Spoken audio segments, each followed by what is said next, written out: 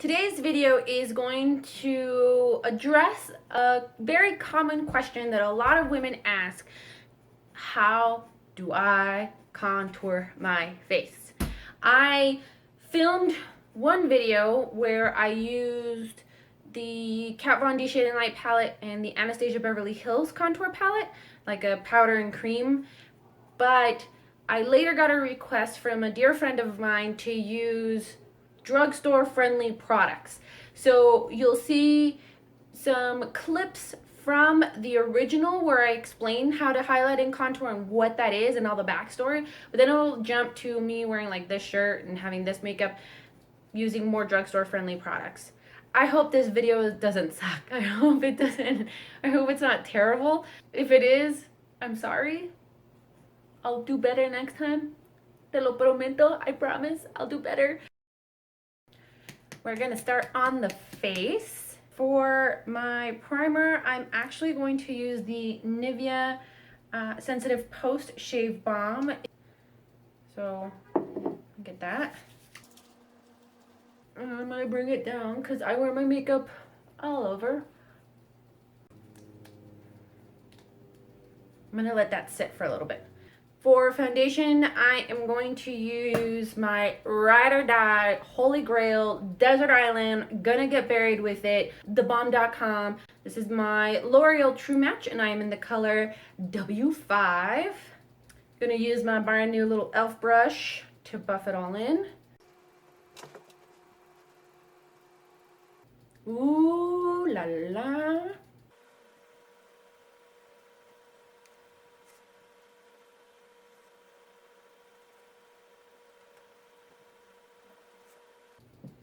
I feel like it's a little too late, but that's okay. We will make this work.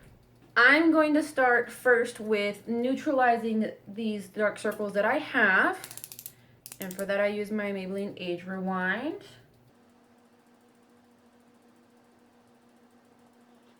And I just do that half moon crescent shape with this because all I'm trying to do is just cancel the darkness. And I'm going to use my Real Techniques Miracle Sponge.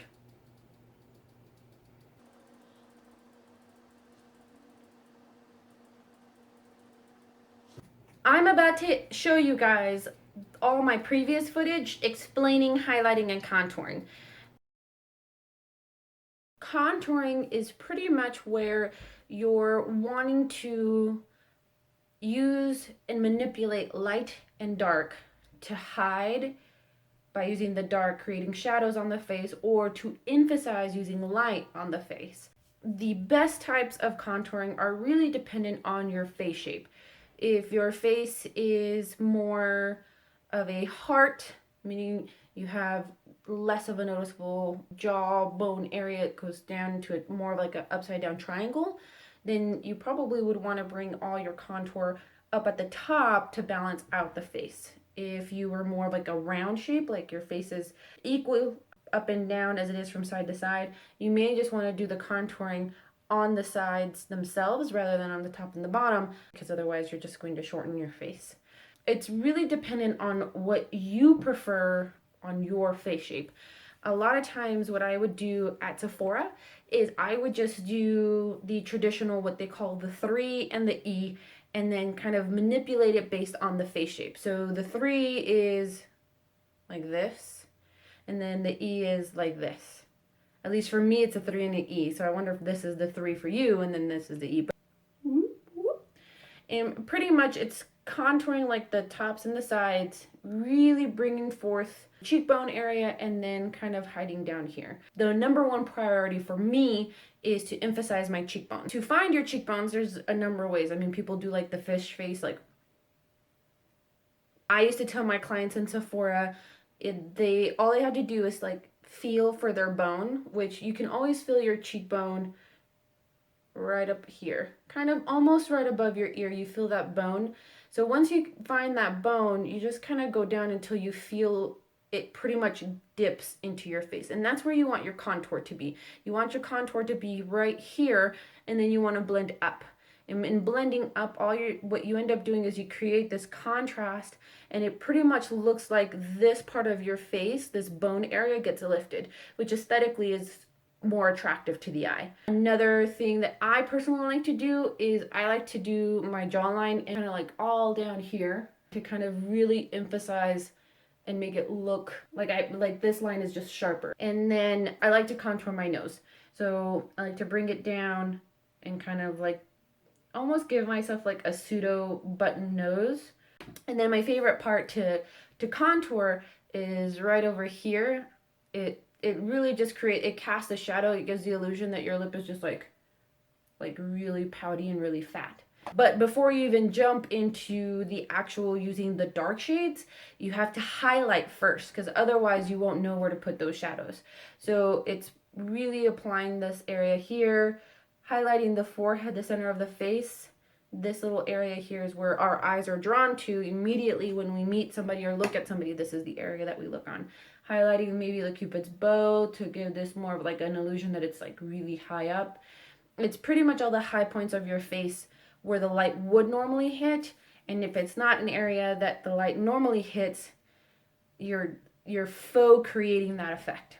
So there are multiple ways that you can do the highlighting portion, and it can be done with concealer, it can be done with foundation, like shade that's lighter than your skin tone and a shade that's darker than your skin tone. And that's how it used to be done way back in the day before like contour kits and everything else. They would just use a lighter shade of concealer and then a darker shade of concealer or foundation to create those contrasts.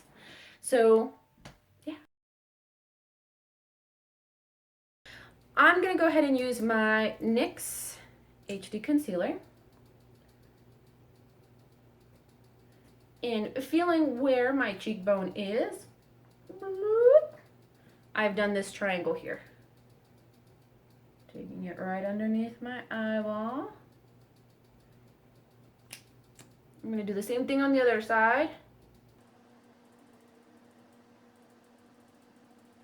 And then I'm going to color this space in.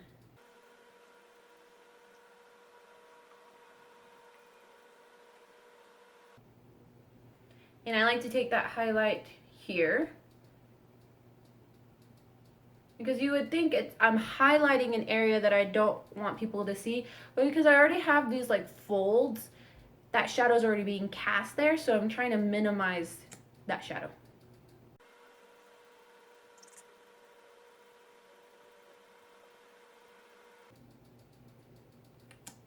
For added dramatic effect, I'm highlighting above my jawline.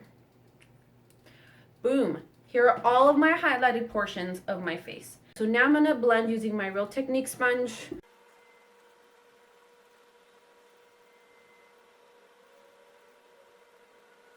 So this is the end of all of my liquid products on my face. From here on out, I'm going to use just strictly powder. And the very first thing that I'm going to do is, because I'm old and I have fine lines under my eyeballs, is I'm going to set directly underneath my eye using my handy dandy e.l.f. high definition setting powder. And I just put a little bit in the cap. I take a pointed brush. This is the pointed foundation brush from Real Techniques. Alrighty. So the next thing I'm going to use to do the rest of my face is my Coty Airspun Loose Face Powder. I have it in the color Naturally Natural. I really, really like this powder. If you don't like the way abuelita smell, then this is not for you. But I miss my abuelita, God rest her soul, so I don't mind. I'm using the new buffing brush by e.l.f. And I put a little bit in the cap and I'm just swirling it around. And I'm just going to dust it on. Swirl, swirl, swirl. This is going to make sure all of my liquid products stay. And I am using a really heavy hand to kind of like do that baking technique. But also because it's going to be helpful when I'm blending the contour. And I will dust it all off with a powder that's in my color later. By request, I'm going to be using the new Mega Glow Contouring Palette by Wet n Wild.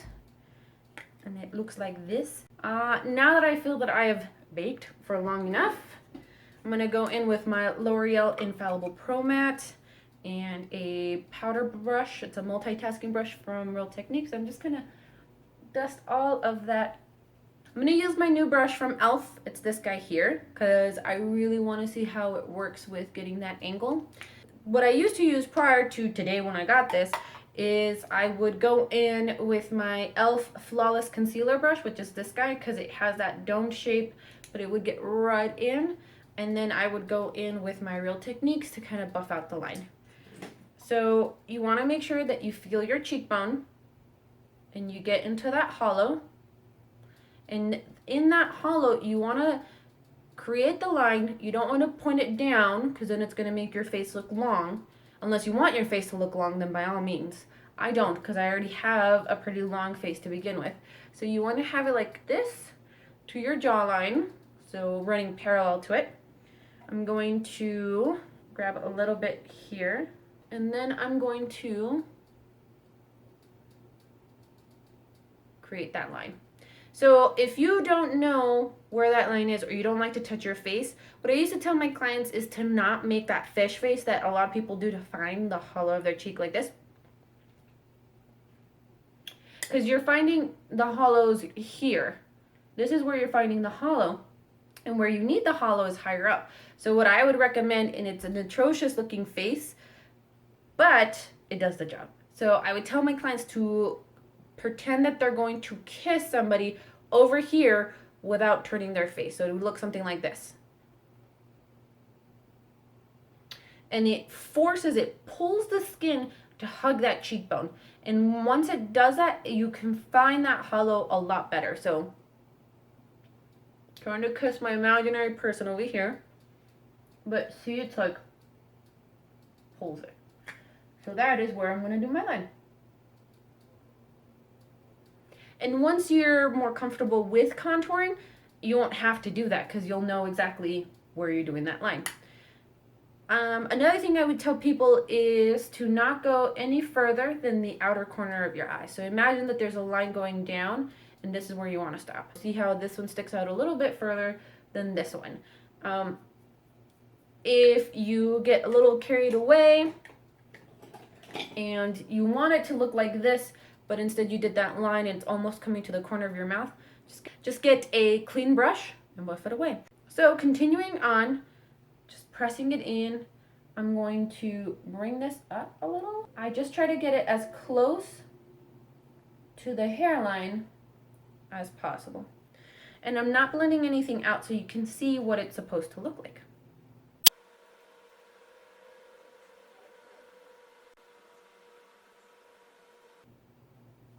And there you have it. There is the 3 and the E.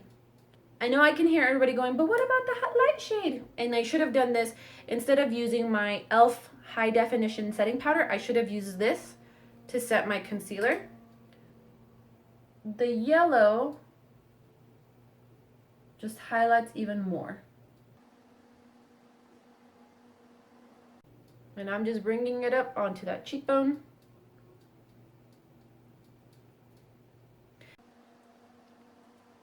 So the next step is to do your nose, and I'm really excited to use this brush. I have a little bit of the product and I'm just gliding it.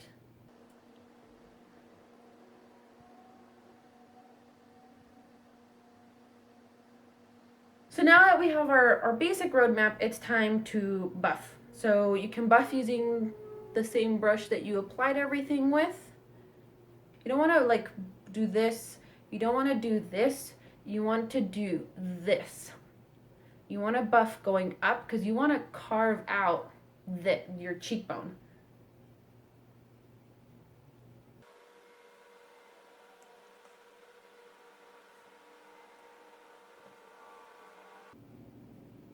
Blending, friends, blending is key. It also takes a lot of patience and really good hand muscles so that when you're buffing, you don't get cramps.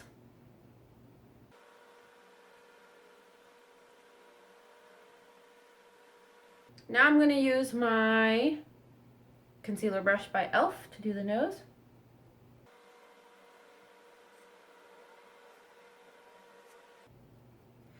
And then, because now it looks like my nose is like super, super long, so I have to create a stop point. So I'm just going to Not getting any more product on my brush, using whatever is left, putting it on the bottom where the nostrils are, and then I'm going to take the little e.l.f. $1 brush, take a little bit, just a little bit, and I'm going to create a line.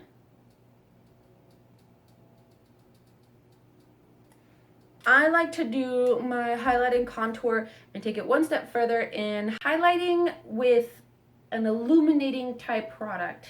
I bought these two together, so I believe this is the same price as this one. I'm gonna take the setting brush from Real Techniques. I'm not gonna go into these two too much. I'm gonna go into these two. I'm just gonna swirl it around and right on my cheekbone, because I just really want to emphasize that portion of my face. Can you see the glow? Can you see the glow? For my blush, I'm actually going to use this center one here. I'm using my e.l.f. blush brush, and I'm just going to take that pinkier tone, emphasize the apples of my cheeks. And blush is supposed to marry your highlight and your contour. It's like a Neapolitan ice cream. It's like vanilla, strawberry, and chocolate. But on your face. And then that's it. And then I'm going to do all my other makeup, and then I'll be right back, okay? As I always say in all of my videos, thank you so much for watching. I really appreciate that you made it all the way to the end, that you gave me a little bit of your time, of your life to watch me. God knows that this video is probably super, super long. I really appreciate you. I love you guys. And until the next time, au revoir, my friends.